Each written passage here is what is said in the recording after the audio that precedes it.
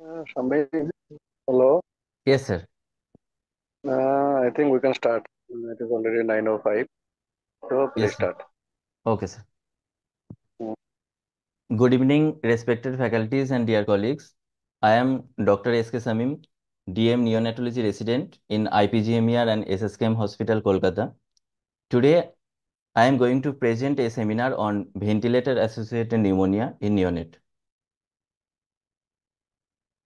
These are my overviews for my today's seminar topic.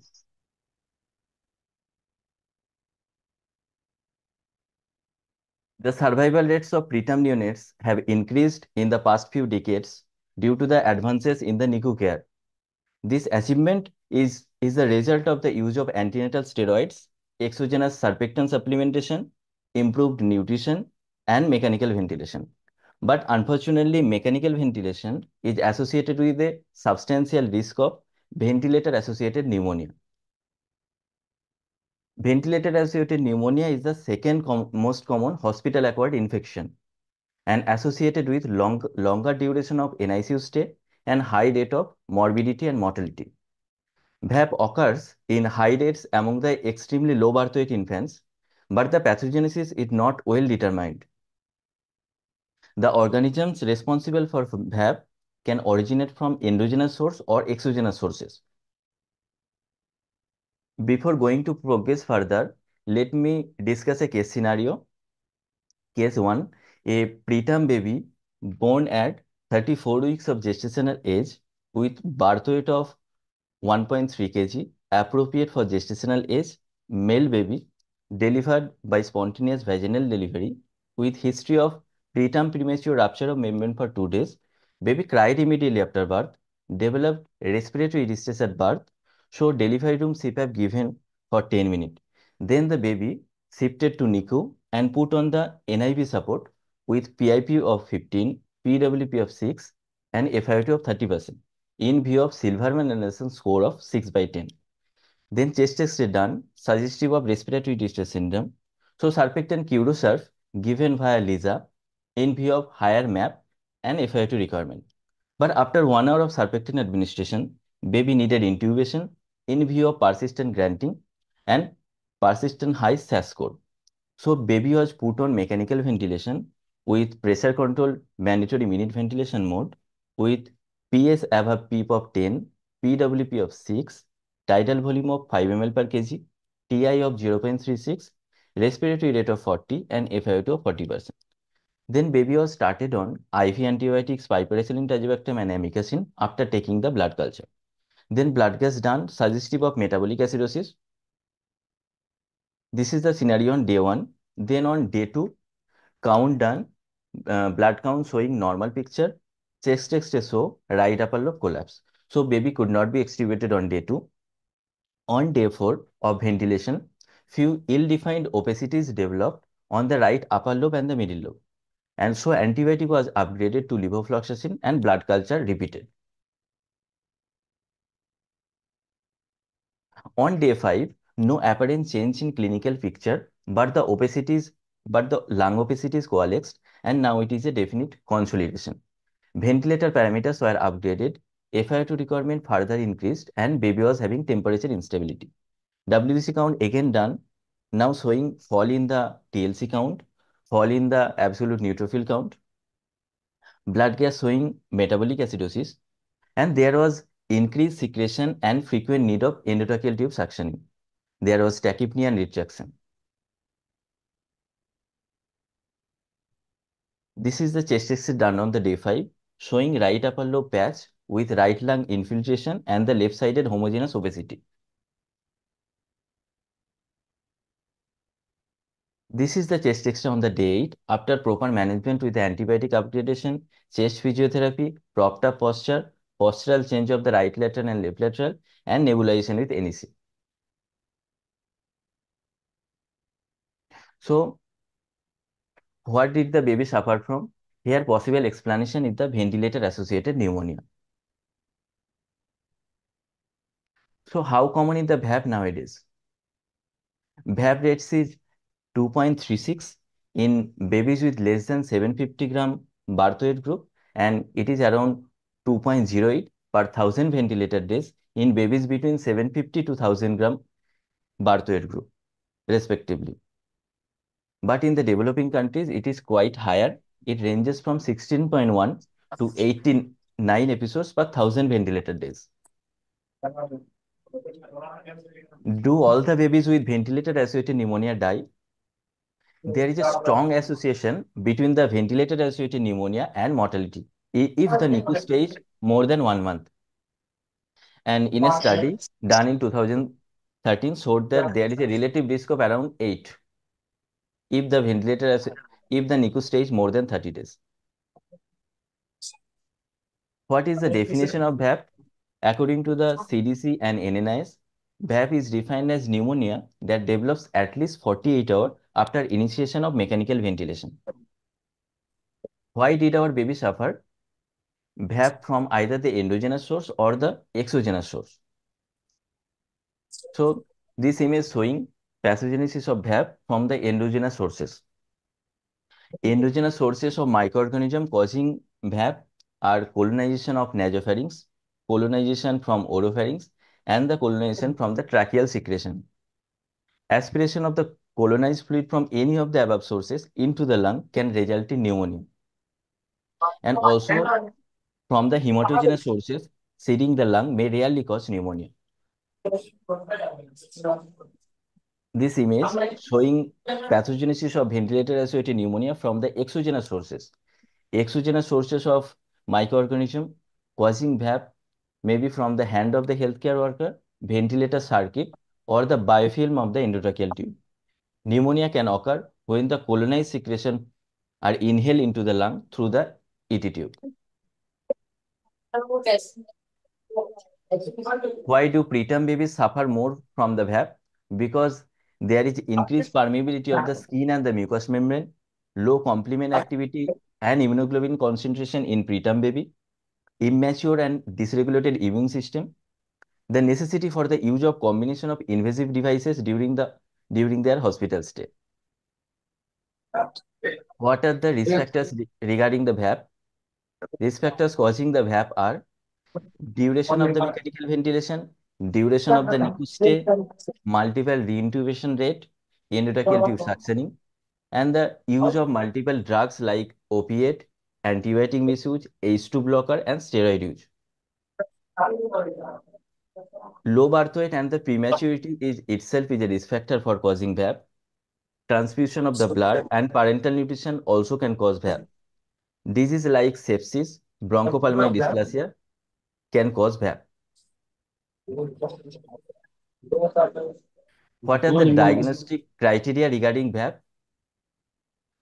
To diagnose the ventilator-associated pneumonia, patient needs to exhibit a combination of the radiological, clinical, and the microbiological finding. But the one of the drawback of CDC or NNI's definition of for VAP is that there is no specific criteria for the newborn and the premature infant less than 1 year.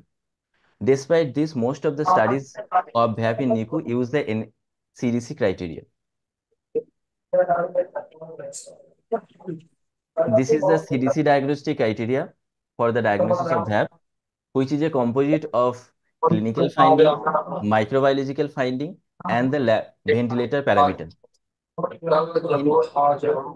In radiological finding, there should be presence of either infiltration, consolidation, cavitation, or nematocele. There should be worsening of the gas exchange like multiple desaturation, increased oxygen demand, or increased ventilator demand. And three of the following clinical finding like temperature instability, leukopenia or leukocytosis, and left shift with more than 10% band cell, new onset of purulent sputum or change in the character of the sputum, presence of apnea, tachypnea, nasal flaring with retraction of the chest wall or grunting, wheezing, rhonchi or cough, bradycardia or tachycardia. So to fulfill the diagnosis of VAP, there should be presence of composite of clinical finding, microbiological finding, clinical finding, radiological finding, and the ventilator parameter. This is the European CDC diagnostic criteria, which is more or less same as the CDC diagnostic criteria. These are some newer definition of VAP, like Neokis module and Van der Jet et al. But there is a significant difference in the definition of VAP, and most of the studies use the CDC guidelines, CDC definition.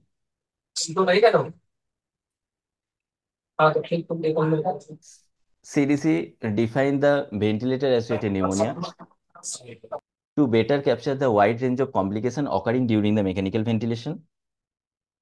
Pediatric VA is defined as increase in the daily minimum mean airway pressure of 4 centimeter of H2 that is sustained for 2 calendar days after 2 days of stable or decreasing daily minimum MAP, or increase in the FiO2 requirement of 25% that is sustained for 2 days after 2 days of stable or decreasing daily minimum FiO2 in children and neonates.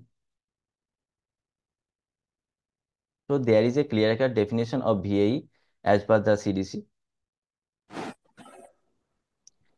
Microbiological finding in ventilator-associated pneumonia, there should be at least one of the following, like positive quantitative culture from minimally contaminated lower respiratory tract specimen, where it is said to be positive if in bronchoalveolar lavage more than 10 to the power more than equal to 10 to the power 4 coliforming unit is present per ml, or in the PBS sample that is protected bus specimen more than 10 to the power more than equal to 10 to the power 3 coliforming unit per ml is present, or more than equal to 5% BL of 10 cells containing the intracellular bacteria on direct microscopic examination on gram stain.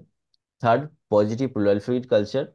And fourth, histopathological exam showing abscess formation or foci of consolidation with intense polymorphous neutrophil accumulation in the bronchiole and alveoli. Positive quantitative culture of the lung parenchyma with more than equal to 10 to the power 4 CFU per gram tissue. And third pathological exam is evidence of lung parenchyma invasion by the fungal hyphae or the pseudo hyphae. So any of the following if present, it is said to be microbiological finding is positive for VAP. What are the limitations of microbiological finding? The criteria have not been validated in units. Obtaining the non-contaminated samples from the respiratory areas makes the diagnosis uncertain. What are the microorganisms that cause ventilator-associated pneumonia? It can be divided into two groups within 48 hours and after 48 hours.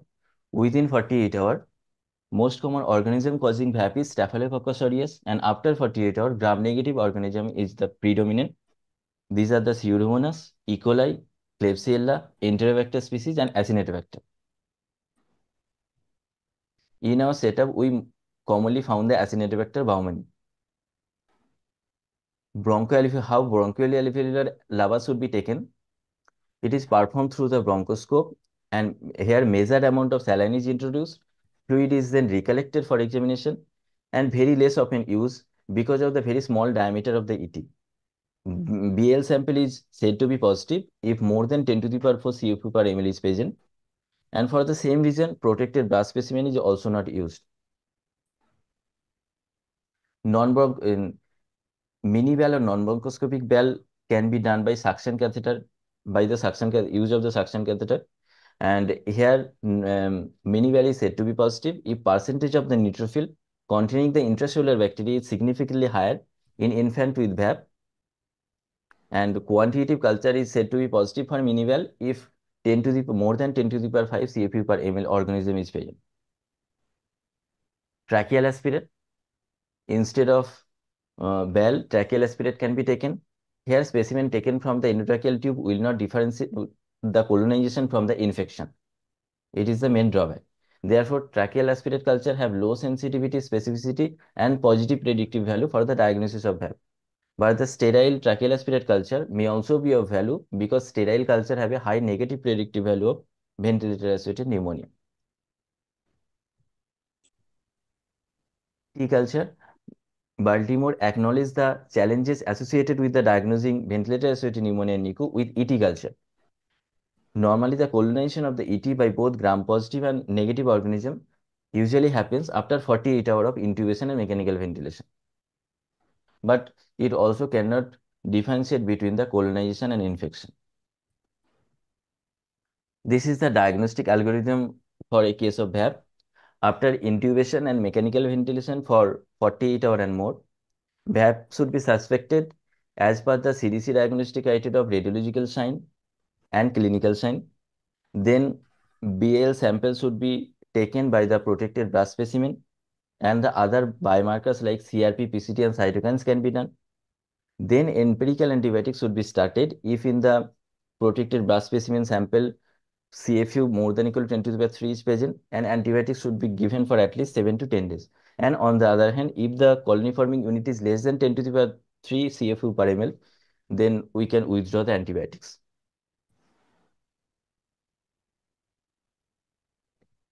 Treatment regarding VAP, there is no clear consensus guideline regarding the management of VAP. Initial treatment should include the broad spectrum empirical antibiotic therapy, preferably based on the local bacterial colonization and the antimicrobial sensitivity data. As soon as the culture and antibiotic susceptibility results are available, antibiotics should be narrowed down or modified. What are the empirical antibiotics that we can use for VAP? Majority of the neonatal VAP involve the Pseudomonas or Staphylococcus. In general, anti-Pseudomonas beta-lactam or beta-lactam combination such as piperacillin tazobactam can be used. In NICU, where the extended spectrum beta-lactamase producing organism is common, a carbapenem would be the more appropriate choice. Add amikacin with carbapenem if carbapenem is producing gram-negative organism is suspected, and vancomycin if the MRSA is suspected.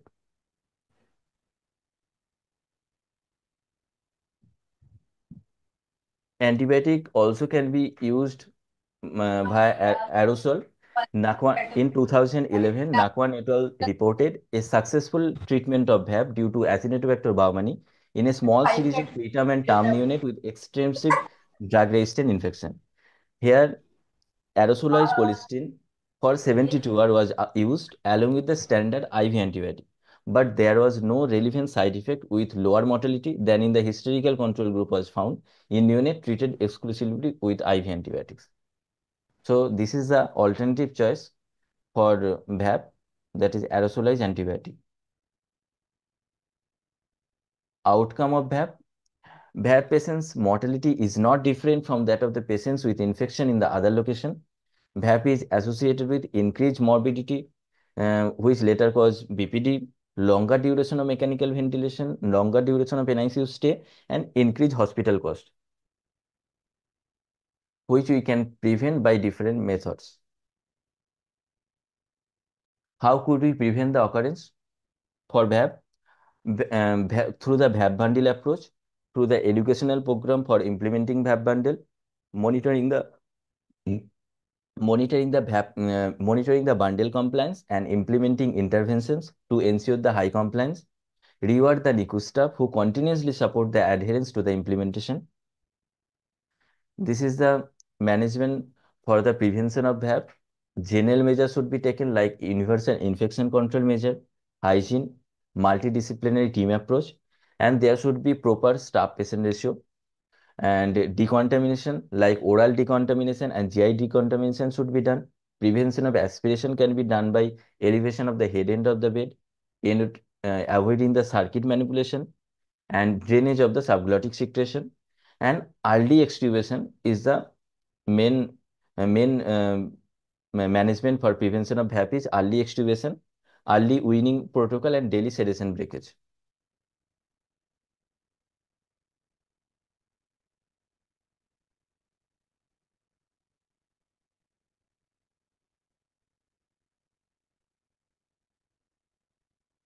Hand hygiene. WHO 5 moments of hand hygiene should be followed for prevention of VAP. A quality improvement initiative in Ireland focusing on improving hand hygiene compliance reported a decrease in the VAP rates from 9.8 episodes per 1000 ventilated days in pre-intervention phase to 6.1 episodes per 1000 ventilated days in post-intervention phase. Next, oral decontamination. Under orotracheal intubation, the oral cavity is an open state with a weakened autopurification effect and local mucosal resistance. Neonatal oral mucosa is very thin and tender, and there is immature salivary gland. There is less secretion of the saliva. So there is high chance of injury during endotracheal intubation. And so oral care is very important for prevention of VAP. The main oral care solution at present include normal saline, chlorhexidine, electrolyzed oxidized oxidizing water, 2 to 2.5% soda bicarb solution, and colostrum. But these solutions have their own disadvantages. Clinically, 2 to 2.5% soda bicarb is most frequently used as a neonatal oral care solution to prevent the VAP and to inhibit the fungal reproduction. In our unit, we commonly use chlorhexidine for oral care and oral toileting. Environmental decontamination. Based on recent meta-analysis of around 4,000 newborns and around 1 lakh hospital days, preterm infants who are treated in single room as opposed to open bay unit have decreased risk of developing sepsis. Environmental contamination in hospitals is lower with the disinfection technique utilizing aerosolized hydrogen peroxide, ultraviolet C, and pulse xenon ultraviolet radiation system than with the traditional techniques. Antibiotic stewardship, it is also one of the important steps for prevention of VAP. Numerous investigations have demonstrated that recurrent exposure to antibiotics induces the colonization of pathogenic and commonly drug-resistant bacteria. To minimize the likelihood of drug-resistant bacteria and fungal colonization, evidence-based guidelines to prevent the unnecessary antibiotic use have been proposed. Prevention of aspiration. Critically ill patients in NICU can experience gastroesophageal reflux caused by low lower esophageal sphincter tone.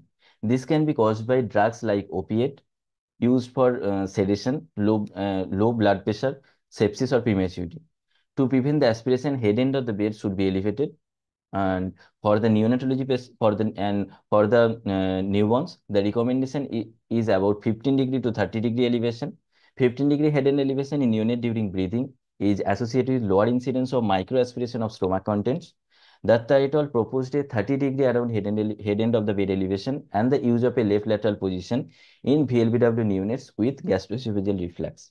According to Ali et al., the incidence of tracheal colonization in the neonatal population due to the contamination of the oropharynx can be decreased from 87% when in a supine position to around 30% when in lateral position. Endotracheal intubation, suction practice, and early extubation. One of the major risk factors for VAP is the duration of mechanical ventilation, which cause increased secretion and risk of microaspiration. In 2003 CDC guideline, outline the benefits of employing a closed system rather than an open system for ET suction, noting that if the catheter can be used indefinitely without changing, it may reduce the environmental contamination and reduce the expenses also. Ventilator circuit changes. The ventilator circuit is commonly contaminated with the microorganisms that is significant risk factor for the occurrence of VAP, and CDC recommends the changes of ventilator circuit only when the equipment is visibly soiled or malfunctioning, only as high risk of contamination when handling and disassembling the circuits. A prospective study in a PQ in Thailand demonstrated that extension of the interval between the ventilator circuit changes from 3 to 7 days did not increase the occurrence of VAP and was associated with significant cost reduction.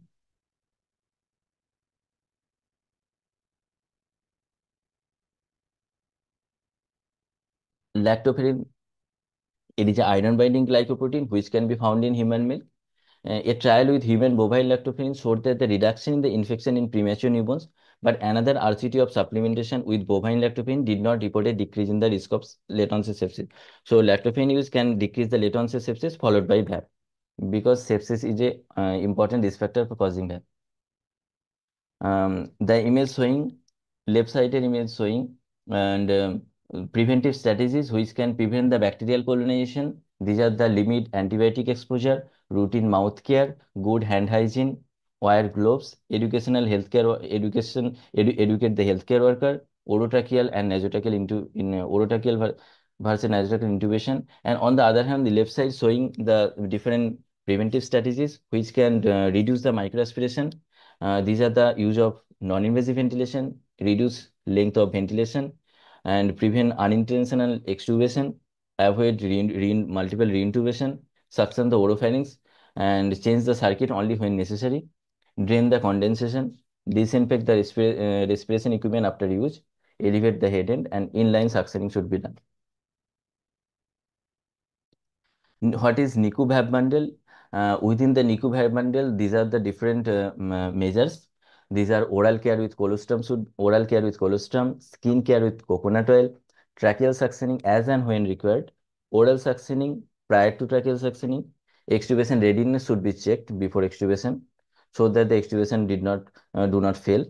And NIV mode should be used more than the invasive mode. Hand hygiene should be there.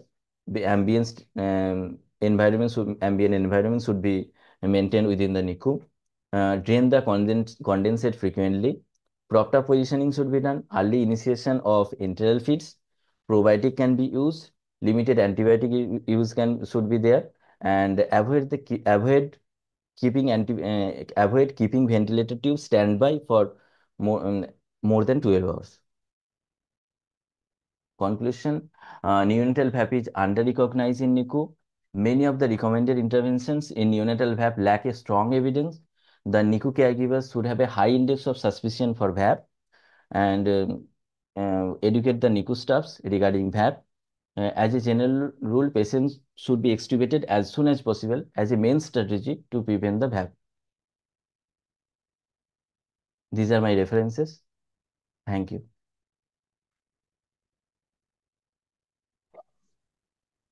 Thank you, Dr. Samim, for wonderful Thank you, sir. presentation. It was short, crisp, and you could, there is a time for discussion. I think Yes. what she has rightly said, if we want to summarize, ventilator-associated pneumonia is still there. Second important thing in the last 2 to 3 decades, there is an increasing use of non-invasive ventilation. Even there is increased use of non-invasive ventilation, uh, still we do ventilate babies for some infants, especially late preterm and term infants, and many times we get stuck. So whatever strategies he has highlighted, one important thing, try to use non-invasive ventilation as far as possible. If you ventilate, first of all, you have to think when to extubate. And that should be there always in the clinician minds when you are ventilating a baby. Second important thing is that hand hygiene and all the precautions should be taken. Circuit should not be broken from frequently. And another common habit of resident doctor is that in case of any desaturation or deterioration of a baby in ventilator, they change the tube. That is not actually good.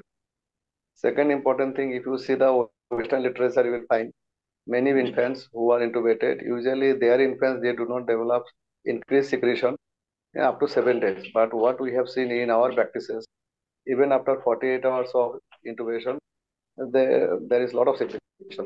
What does it indicate? That means our babies are getting infected earlier. I'm not sure who was here in the what is your practice. Uh, so another important strategy is that try to extubate the baby first within 72 hours. Even not possible, at least by 5 to 7 days. If a baby goes beyond 7 days in our facility, I think we get stuck and it is very difficult to keep these babies out because we fall in a loop and in a vicious cycle. Uh, and another important thing, what he has highlighted is a lot of quality improvement initiative has been done to reduce ventilator associated pneumonia. Actually, even there is no ventilator associated pneumonia, what he has said that there is ventilator associated event. That means there may be desaturation in case FiO2 requirement or MAP, even the baby after the baby is 24 or 48 hours stable. That means these things are keep on happening every day in our day-to-day practice, but we do not actually give much importance to it. Suppose there is some desaturation or increased requirement of FiO2, we think it is as usual. It might happen when a baby is on ventilator. So these are things that we should keep in mind. I think there are some questions by the but we discuss one by one.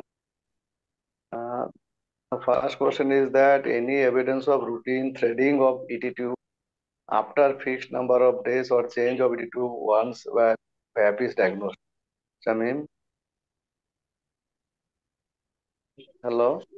Yes, sir. Shamim, do you want to change the tube? Oruna has asked, do you want to change ETT once PAP is diagnosed after 48 hours? Is it possible or is there any evidence? No, sir. We usually do not change attitude frequently because multiple reintubation can itself cause. Yeah. Yes, I think that is important. First of all, there is not mass evidence on ventilator-associated pneumonia, and there is no randomized control trial also. Most of the observational studies. And second important thing is that if you want to change the tube, what I have said earlier, it will increase the risk of infection and ultimately death rather than reduction of death. Rather, you try to extubate the baby as early as possible and to bring the baby out of the tube. I think that is your answer. Second important question asked by Dr. Vijay, oral suction prior to EP suction. Mm, Shamim, what is your take? Sir, normally oral suction, we suction orally before tracheal suction, and we use different tubes for suctioning so that contamination should